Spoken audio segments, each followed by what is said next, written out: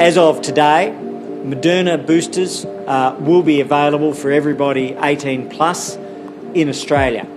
That's a broadening of the vaccines that are available. It adds to Pfizer. Secondly, TAGI has recommended that the time frame for the boosters be brought forward from 6 months to 5 months. And that's in light of international evidence on efficacy and the impact of the Omicron variant. What a difference a few weeks makes.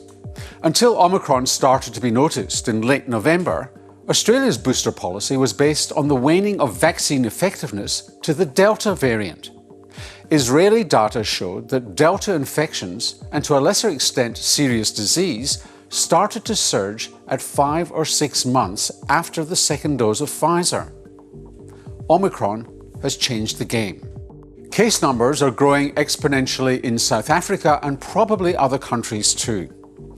Omicron's ability to spread so quickly is at least partly because it can infect people almost regardless of whether they've been infected or vaccinated before.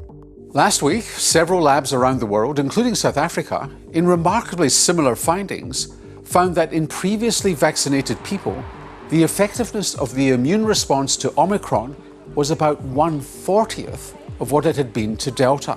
Some of these researchers also found that the level of immunity generated by a third dose was likely to restore a lot of that protection. No one should be in any doubt.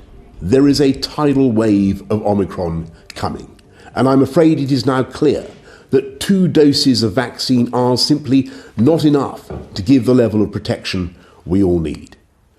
But the good news is that our scientists are confident that with a third dose, a booster dose, we can all bring our level of protection back up. Last week, British researchers released data which backed the UK decision to provide boosters from 3 months.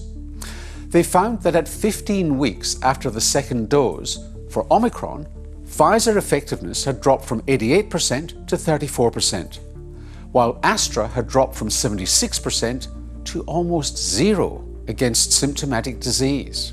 The good news was that booster shots brought both back into the 70% range. It was too early to assess the protection against hospitalisation. Such findings will likely put added pressure on Australian authorities to shorten the third dose interval even further here. With the approval of a half dose of Moderna as a booster, people are asking whether this reduced dose of Moderna is better than having Pfizer. While from past research it's best to mix your vaccines, it looks as though at this dose they're pretty much the same. And tomorrow night, Norman Swan will look at Omicron and childhood immunisation.